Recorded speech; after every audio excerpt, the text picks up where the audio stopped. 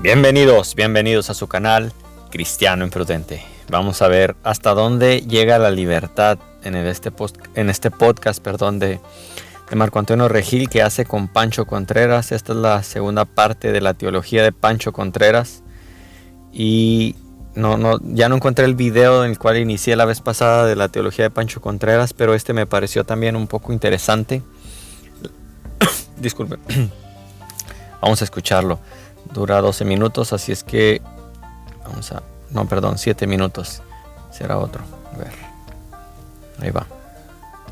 Si vas a creer en Dios y quieres creer en Dios, está bien. Que sea un Dios que esté a tu favor y no en tu contra.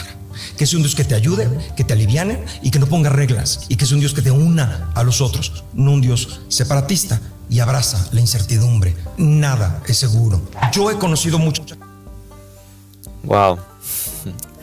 Volvemos al relativismo histórico, ¿no? De estos personajes que digo, algunos dirán, ¿y tú quién eres para hablar y para opinar, no?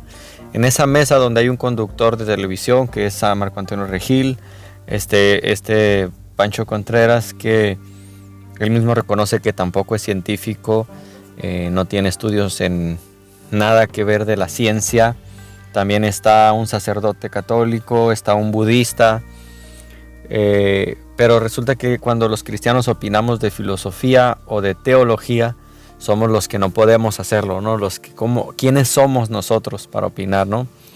Digo, no tengo una preparación de un científico reconocido, pero digamos en esa mesa de debate que se une, que está ahí, pues algunos de ellos tienen estudios en filosofía, no sé. Yo estudié ingeniería. Tengo una especialidad en aeronáutica y también un diplomado en manufactura médica. Y con todo eso yo no creo que eso me da la autoridad para decir que Dios no existe y decir que la ciencia dice, ¿no? La ciencia no dice nada, los científicos dicen cosas. La ciencia aporta datos, pero la ciencia no dice nada, estimado, sino que los científicos son quienes dicen cosas. Ahora, él dice que, volvamos a repetir. Gente religiosa, amigos míos, que con el perdón, si vas a creer en Dios y quieres creer en Dios, está bien. Que sea un Dios que esté a tu favor y no en tu contra. Aquí vamos la primera parte. Ya aquí es crear a tu propio Dios. Como decíamos, como dice el libro de Ídolos del Corazón. Dioses de bolsillo. Estos dioses de bolsillo que tú creas a tu manera. No es que Dios nos creó, sino que ahora nosotros creamos a nuestro propio Dios, a un Dios que se acomoda a nuestras reglas, a un Dios que se acomoda a la moral de cada uno, ¿no? Tú tienes tu moral, yo tengo la mía, mi Dios sí me permite esto, mi Dios no me permite aquello. Entonces cuando ya no quiero a ese Dios, pues simplemente me lo guardo en el bolsillo derecho y lo vuelvo a sacar cuando yo quiera. Que sea un Dios que esté a tu favor y no un Dios que esté en tu contra. Aquí este relativismo que hay donde ni siquiera hay una claridad de pensamiento. Que es un Dios que te ayude, que te aliviane y que no ponga reglas. Y que es un Dios que te una. Que es un Dios que te ayude, te aliviane y que no ponga reglas. La primera regla que él pone es que su Dios no debe tener reglas. La contradicción de pensamiento de estas personas es fácil de desmembrar. La primera regla que le quiero poner a mi Dios es que no quiero reglas. Y él pone las reglas. Pancho Contreras dice que la primera regla que debe haber es que no hay reglas. A los otros, no un Dios separatista y abraza la incertidumbre. Nada es seguro. No un Dios separatista. La pregunta es ¿por qué quieren siempre ser separatistas con el cristianismo? Si queremos aplicar esa metodología, ese pensamiento donde no debe existir el separatismo, la pregunta es ¿por qué, si dicen que hay que tolerar, por qué no se tolera el cristianismo? ¿Por qué hay esa división y ese separatismo en cuanto al modelo de pensamiento? Si cada quien es libre de elegir, yo soy libre de elegir también, ¿por qué no puedo elegir mi modelo de pensamiento, por ejemplo? Aquí hay una contradicción tremenda en decir que ellos, en este modelo de pensamiento de Pancho Contreras, que él es abierto de mente, pero no le gusta escuchar argumentos. Yo he conocido mucha gente religiosa, amigos míos, que con el perdón de Dios los religioseé y ya son ateos. Y son muy buenas personas. Como religiosos estaban muy angustiados. O sea, ahora hay proselitismo también dentro del mismo ateísmo, proselitismo tal vez no intencionado, pero él dice que él, digamos, los desconvirtió, que eran religiosos y que ahora son ateos. Hay que definir dentro de esta gama de religiosos, ¿no? A los católicos, ellos mismos se consideran a sí mismos cristianos. Yo tengo muchos conocidos católicos que no conocen su propia fe, que no podrían defenderte ningún punto de fe porque para empezar no conocen su fe, segundo no les interesa entrar en estos debates, ¿no? Y está bien cada quien. No creería yo que más bien los desconvirtió, jamás fueron creyentes genuinos. Entonces ahí ya está hablando un punto un poco que cojea del pie, ¿no? Y sin religión estaban muy tranquilos. No, si yo no tengo realmente, si soy responsable de mí mismo. Con religión estaban muy angustiados y sin religión ya viven más tranquilos. No, es que tenemos en nuestra mente un sistema contra incendio que es la conciencia que Dios ha puesto. El cristiano tiene la conciencia y al Espíritu Santo, pero el que no es cristiano tiene también una conciencia que Dios le ha dejado ahí para saber lo bueno de lo malo. Y esta conciencia también la podemos apagar. Puedes quitar ese sistema contra incendio para que no te moleste más. Y dice la Biblia que tienen cauterizada la conciencia, o sea, ya no escuchan. Ya no hay ese remordimiento de practicar pedofilia, ya no hay ese remordimiento de engañar a tu esposa, ya no hay ese remordimiento de robar, ya no hay ese remordimiento de nada. No es que vivías angustiado, es que has quitado el sistema contra incendios y ahora ya no tienes una alarma que te alerte, valga la redundancia, sobre las consecuencias de lo que está bien, de lo que está mal.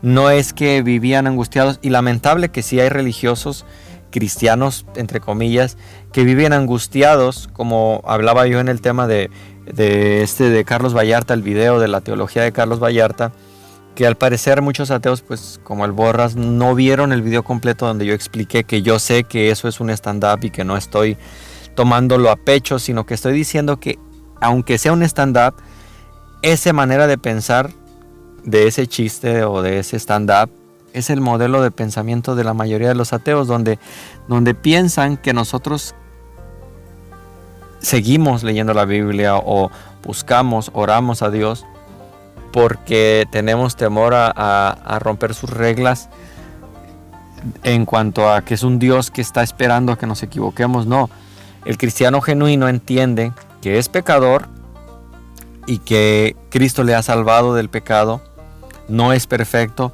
pero sin embargo ahora puede vivir en libertad genuina sabiendo a dónde va. No vive con el temor de pensar yo puedo morir en cualquier momento y sé a dónde voy. No por mis méritos, porque si soy juzgado en base a mis méritos, merezco infierno sí o sí. Pero si soy juzgado en base a lo que Cristo hizo, y esa es la diferencia entre la religiosidad general y el cristianismo. Ni ninguna otra creencia se te ofrece esa salida. Digo ninguna otra creencia porque el catolicismo, a pesar que tiene cosas buenas teológicamente hablando, es un lugar donde jamás hay paz de salvación, porque ellos siguen haciendo obras, tienen que seguir haciendo confesión, tienen que seguir yendo a comulgar, tienen que hacer obras y a ver si alcanzan el purgatorio, ¿no? Pero no hay una seguridad de salvación, no hay una certeza. Tengo que accionar de acuerdo a la bondad y a la razón y a lo lógico, de acuerdo al marco histórico, porque hay cosas buenas que parecen malas y hay cosas malas que parecen buenas. Soy responsable de mí mismo y tengo que accionar de acuerdo a la bondad y a la razón y a lo lógico, de acuerdo al marco histórico, porque hay cosas buenas que parecen malas y hay cosas malas que parecen buenas. O sea, hay cosas que uno tiene que hacer aunque sean malas. Tú educas a tu hijo y de repente lo reprendes y de repente tienes que hacer cosas que podrían parecer malas. ¿Y cómo le hablas hacia tu hijo? Ok, entonces, ¿quién va a definir qué está bien de lo que está mal? La psicología a veces dice que está mal disciplinar físicamente, la psicología después ya dice que no está mal, después dice que sí, mientras la Biblia siempre se ha mantenido en lo mismo. es instruye al niño en tu camino, la vara de la corrección no lo matará, pero lo evitará, lo apartará del infierno. Es decir, si corregimos a los hijos, si disciplinamos, podemos evitar que sufran un accidente, que terminen en la cárcel, si desde pequeños los educamos. Ahora él dice que seguimos la bondad. El problema con el ateísmo y el agnosticismo es que tienen que pedirle prestado a la moral cristiana. Y eso ningún cristiano ningún ateo, puede debatirlo ni defenderlo. De hecho, es uno de los argumentos a favor de Dios, la moralidad. Hay un libro muy bueno que se llama Robándole a Dios, cómo el ateísmo o el agnosticismo, el gnosticismo, tiene que robar de la moral de Dios para tener una sociedad que pueda subsistir. Ninguna sociedad. De hecho, el posmodernismo lo que va a demostrar es precisamente que el posmodernismo es ilógico y no puede existir un mundo posmoderno, ¿no? Como decía en mi video de Fe Razonable, haciendo referencia a lo que habla se me fue el nombre del autor de Fe Razonable. Iba a decir Chris Dupont, no sé por qué, pero él habla de que ningún ingeniero dice, bueno, yo siento que ese puente puede aguantar tantas en base a mis sentimientos, ¿no? No, tiene que estar basado en algo racional, en algo que puedas medir, que puedas comprobar. Ahora, ¿quién va a definir qué está bien, qué es bondad y qué no es bondad, qué es malo y qué es bueno? ¿Quién? ¿Quién puede definir eso? Por eso el ateísmo le tiene que pedir prestado a la moral cristiana. Tienen que seguirle pidiendo prestado porque no tiene una base. Y ya recuerdo el nombre, William Lane Craig es el autor del libro Fe Razonable. Porque estás buscando un bien mayor, ¿no? Y el ejemplo que quería poner con esto del libre albedrío que decías del mal, y a donde ibas es, tú como padre, tú pusiste tu ejemplo de padre que tú vas haciendo cosas malas a su nombre. Y entonces, pues, él te dio la libertad de hacer. Si tú como padre tienes 5 hijos, 4 hombres y una mujer, y ves que estos 4 hombres están madreando a la mujer y le están violando constantemente, y tú eres el padre y son tus hijos, tú dirías, pues es que les dije que eligieran. O sea, podrían elegir violarla, pues sí. Es que le están violando y ella no se puede defender. Es como les di la libertad. Pueden elegir no violarla, pero pues eligen violarla. Y ella no tiene. ¿Ella qué dice? De la culpa, no hizo nada. Y esa es su pregunta, ¿por qué no nos permite eso? ¿Por qué no se mete Dios en eso? O sea, si nada más es, pues les di la libertad, ni pedo. Me parece terrible. Sí. Me parece terrible que diga, pues les di la libertad y la pueden violar. Pero ahí el punto. Igual no van a pasar el amor eterno conmigo. Pero a ver, tomándome de esa pregunta, y eso es lo que... Y aquí volvemos de nuevo al problema moral. ¿Creen ellos que con el problema moral demuestran la inexistencia de Dios?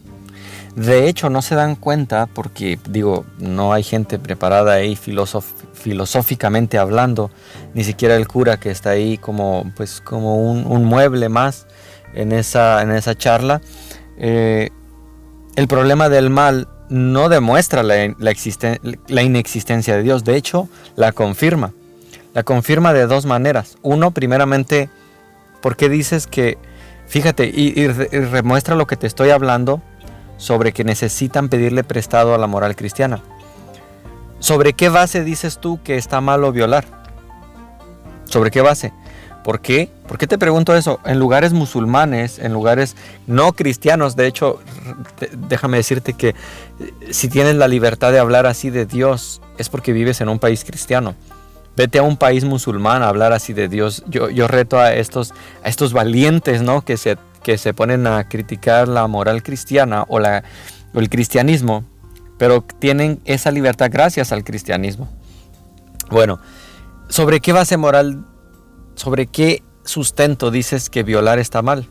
Porque hay lugares donde es legítimo violar. Hay lugares donde es legítimo, hasta hace algunos años, tener esclavos. Entonces, ¿quién define lo que está bien y lo que está mal?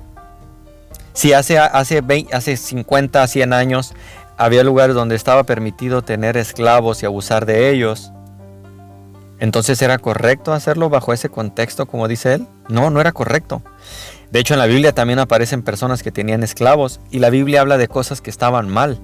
El hecho de que la Biblia los mencione no significa, incluso la Biblia habla de violaciones hacia una mujer, que incluso fue una violación terrible. Pero la Biblia en ningún momento me vas a mostrar tú que dice Dios que eso estaba bien, sino que lo muestra como ejemplo de algo malo. Pero ¿bajo qué base me puedes demostrar tú que eso está mal?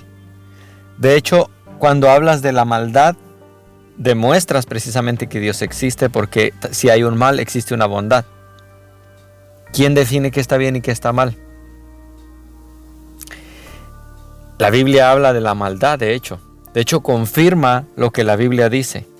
Y la Biblia no dice que Dios no hace nada, sino que Dios ha determinado un día en el cual juzgará al mundo con justicia. Y ahí es donde les molesta a veces la justicia de Dios, de decir, van a ir al infierno. ¿Cómo un Dios bueno mandaría a alguien al infierno? Dicen estos, primaria trunca en teología.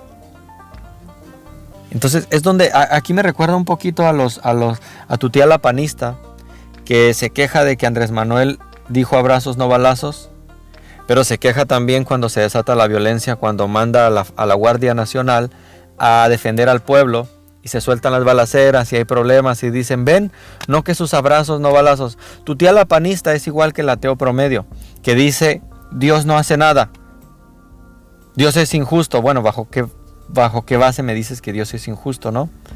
Dios no hace nada y Dios hace algo, Dios manda diluvio. ¡Uy, qué Dios tan malo! Hay guerras mundiales, Dios no hace nada. ¡Ey, arrepiéntete de tu mal camino porque irás al infierno! ¡Oh, Dios es malo porque manda al infierno! Entonces es una manera de...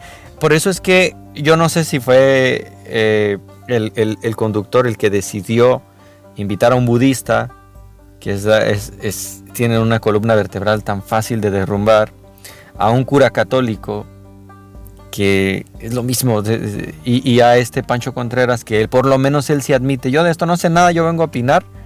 Al menos él se me hace más honesto en ese sentido. Me hubiera gustado que invitara a un pastor protestante, y yo quisiera que fuera con sus títulos, ¿no? Y decir, yo me gradué en teología en esto y en aquello, no nada más una persona que va y dice, bueno, vamos a ver de qué hablamos. Sé que no le dije a Odín en el podcast anterior. Cuando Odín da este cuestionamiento, me parece súper válido. Yo escucho a un Dios humano. Es un ejemplo de un padre humano que obviamente, si lo permite, pues que poca. Pero yo no veo a Dios como un ser humano que permite o que no permite. Yo no creo en un Dios, por decirle Dios, por usar ese nombre, que está en el micromanejo del asunto. Y aquí estoy parcialmente de acuerdo con Marco Antonio Regil, porque de hecho eso quieren hacer de Dios, aunque también Marco Antonio no tiene una visión clara. Es como un agnóstico que dice, puede ser, puede que no, puede que sí, pero en cierto modo estoy de acuerdo en cuanto dice que pues él no ve a Dios, y yo tampoco, como a ese Dios de micromanagement, ¿no? Que en realidad Dios sí está pendiente de todo, a él no se le escapa nada, porque es una de las cualidades de Dios, que Él es omnisciente, omnipresente, omnipotente, Él es amor, Él es justicia. Son cualidades de Dios que nadie más tiene, que no tienes tú, que no tengo yo. Pero lo que quieren hacer ahora, pues, es hacer un Dios, como decía, a tu manera. Voy a dejar el video hasta aquí porque creí que iba a poder terminarlo en menos de 20 minutos, entonces ya se me fueron los 20, y voy a retomarlo en una siguiente parte del podcast que voy a subir a Spotify, y pues también va a estar en YouTube. Dios te bendiga, cristiano imprudente, gracias por escuchar y compartir.